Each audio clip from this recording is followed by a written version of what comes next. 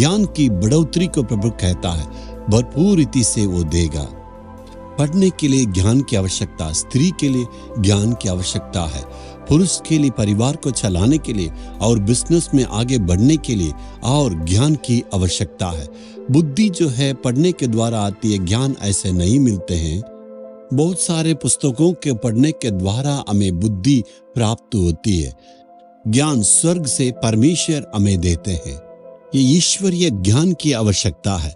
ये ज्ञान रहने से सारी बातों में सफलता पाएंगे और परिवार को अच्छे से चला पाएंगे और बिजनेस को सही ढंग से आप आगे बढ़ाएंगे और आपके पढ़ाई में ऊंचे स्थान में परमेश्वर आपको ले जाएंगे।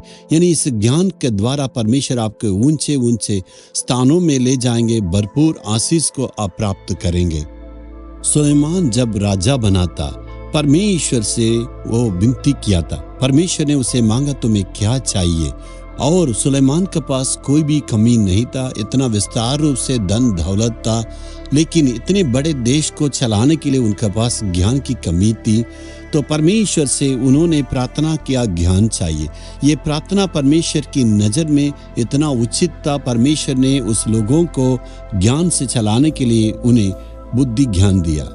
इस ज्ञान की आवश्यकता, इस ज्ञान के बिना ही बहुत लोग परेशान में रहते हैं। वो कहते हैं ज्ञान के बिना, और उतावली में इधर उधर बोल देते हैं, जल्दीबाजी में कुछ काम को कर देते हैं और वो उसके बाद में इतना परेशान रहते हैं। इसलिए सही ढंग से बुद्धिमानी से चलने के लिए हमें ज्ञान की आवश्यकता है।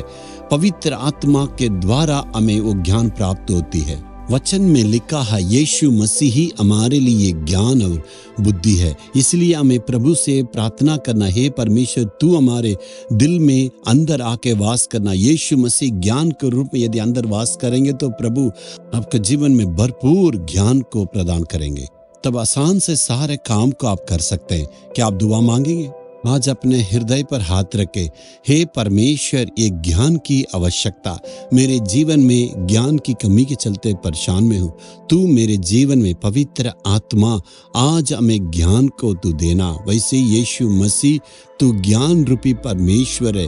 मेरे जीवन में जो कमी है, ज्ञान की कमी है, इसलिए मैं परेशान में हूँ। सारे ज्ञान की कमी को दूर करके मेरे जीवन में भरपूर ज्ञान को तू देना है। यीशु के नाम में आमीन।